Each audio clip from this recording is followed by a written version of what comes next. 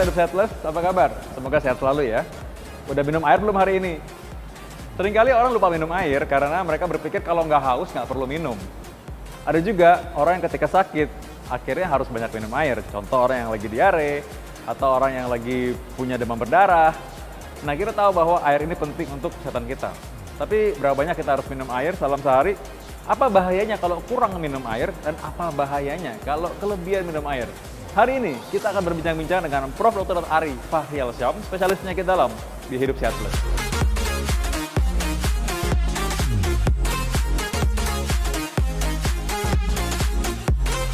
Prof. Ari akan menjelaskan kepada kita bagaimana sih mengenai manfaat air putih dan juga apa yang harus kita lakukan. Apakah mungkin air hangat atau air dingin yang lebih baik? Pertanyaan yang pertama adalah, mungkin bagi sebagian besar pemirsa sudah tahu nih kalau air putih ini manfaat untuk kesehatannya banyak. Tapi, apakah benar itu menjadi bahaya apabila terlalu kurang atau bahkan berlebihan mengkonsumsi air putih? Jadi kalau kita ketahui bahwa memang di dalam kita mengkonsumsi air sehari-hari itu memang harus kita perhitungkan. Kalau kurang kita bermasalah, terlalu berlebih-lebihan juga bermasalah. Yang jelas kan kalau kita kurang mengkonsumsi air di dalam 24 jam itu yang kita bilang dehidrasi. Saya rasa masyarakat sudah mengetahui ya dehidrasi ini. Cuman mungkin kadang-kadang kita luput gitu ya bahwa sebenarnya kita sudah terjadi dehidrasi. Jadi misalnya ini kan karena kita selalu berada di ruang ber-AC misalnya, dia tidak tahu tuh sebenarnya tubuh tuh udah membutuhkan minum. Ya mungkin sudah mulai ada rasa haus, ya kemudian kulit rasa kering, ya kemudian juga kalau memang ini terus berlanjut ya, kita merasa kok buang air kecil kita menjadi kurang. Dan kemudian kalau kita cek misalnya warna dari air kencing kita itu sudah berubah menjadi kuning misalnya seperti itu.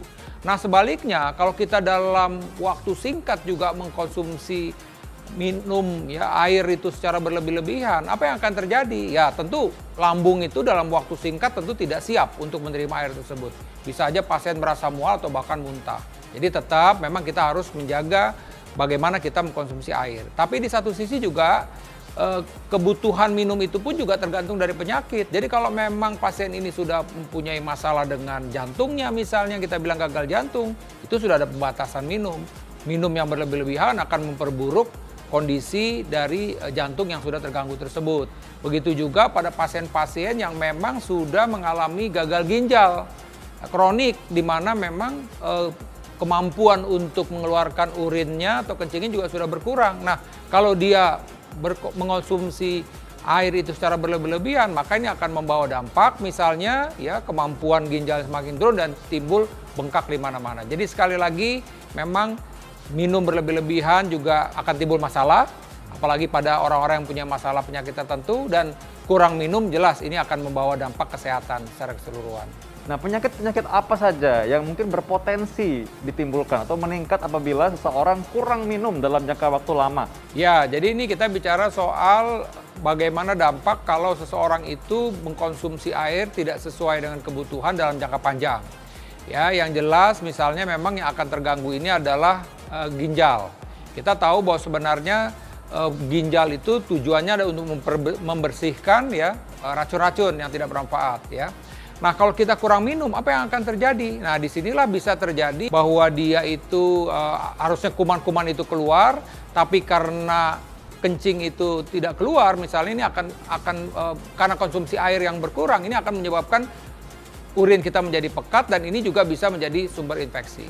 Nah, kemudian hal yang lain juga yang bisa terjadi ya tentu tadi ya artinya bahwa kalau memang dia kurang minum dalam jangka yang panjang, kita tahu minum itu juga dibutuhkan untuk buang air besar kita. Nah, kalau kita misalnya dia kurang minum jangka panjang, maka akan terjadi adalah gangguan pada buang air besarnya. Ya, akhirnya kita bilang sembelit. Nah, sembelit ini akan menyebabkan terjadinya ambeien, hemoroid. Ya, tentu dalam jangka panjang kalau ini bisa menyebabkan peradangan kronis begitu. Ini hal-hal yang harus diperhatikan, baik saluran kencing maupun saluran pencernaan akan terganggu jika kita kurang minum dalam jangka panjang. Selain itu juga untuk kulit. Ya, kulit ini juga akan kulit kering. Ya, jadi ini pun juga akan menyebabkan mudah keriput misalnya. Jadi banyak hal yang bisa terjadi kalau kita kurang minum dalam jangka waktu yang panjang. Seringkali pasien bilang bahwa kalau minum air terlalu dingin atau air es ini berbahaya untuk tubuh atau setidaknya kurang sehat buat tubuh. Apakah ini fakta atau mitos? Ya, fakta ya. Jadi kita bilang fakta kalau memang dia punya alergi dingin.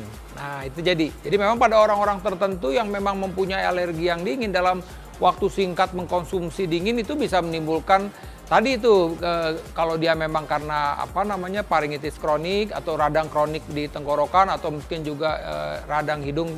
Tapi pada kelompok orang yang memang tidak ada masalah, artinya tidak mempunyai faktor alergi, sebenarnya tidak ada masalah mengkonsumsi tersebut ya. Jadi ini dan tentu juga harus disesuaikan dengan keadaan. Ya kalau misalnya kita ini dalam waktu panjang, misalnya beberapa jam berpanas-panas, kemudian tenggorokan kita juga sudah terlalu kering. Nah, konsumsi air dingin yang dalam waktu singkat itu pun juga bisa menyebabkan iritasi. Jadi sekali lagi itu tergantung keadaan. Misalnya mengatasi dehidrasi ya sebaiknya kita mengkonsumsi air dengan suhu biasa, suhu kamar kita bilang. Kalau misalkan orang minum air itu jadi haus-haus terus, atau mereka kalau minum air yang banyak itu akan jadi penyakit, atau minum air yang banyak itu malah nggak sehat. Jadi minum air yang terlalu banyak akan menyebabkan penyakit.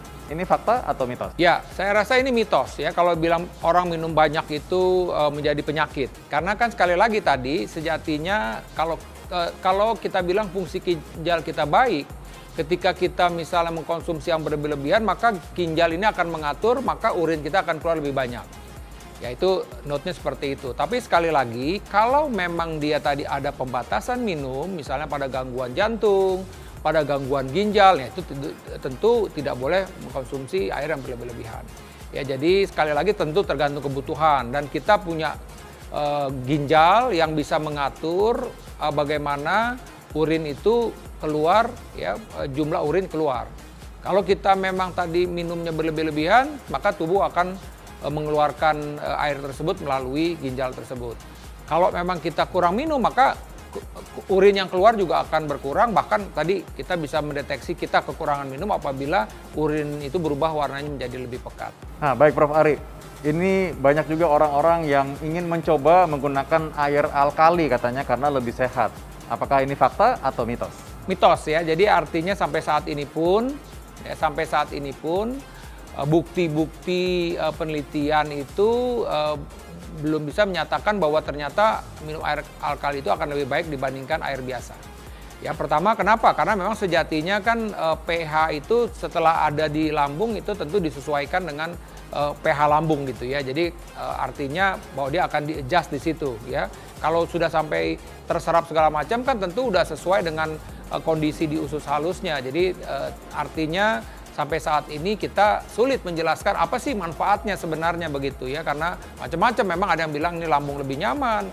Dalam tanda petik bisa aja karena ini mungkin pH-nya pH basah akan lebih nyaman. Tapi secara keseluruhan apakah ini akan memberikan kesehatan? Ya ini masih pertanyaan begitu. Jadi sebaiknya sehari itu kita minum berapa banyak dan coba contohkan mungkin sehari itu Prof minumnya gimana sih caranya supaya pemirsa pada ngikutin juga nih. Ya, jadi kayak saya bilang tadi kalau kita bisa mentargetkan 8-10 gelas per hari. Tapi tentu ini situasi yang kita aktivitasnya dalam aktivitas normal ya. Kalau kita memang kebetulan aktivitas berolahraga, keringat banyak, tentu konsumsi minum juga harus kita tingkatkan. Atau karena pekerjaan kita berpanas-panas, keluar keringat yang banyak, itu juga tentu kita harus meningkatkan jumlah air kita. Kita ambil contoh aja tadi, pagi misalnya bangun tidur pagi, kita usahakan bisa 2 gelas pagi hari mulai start ya kan.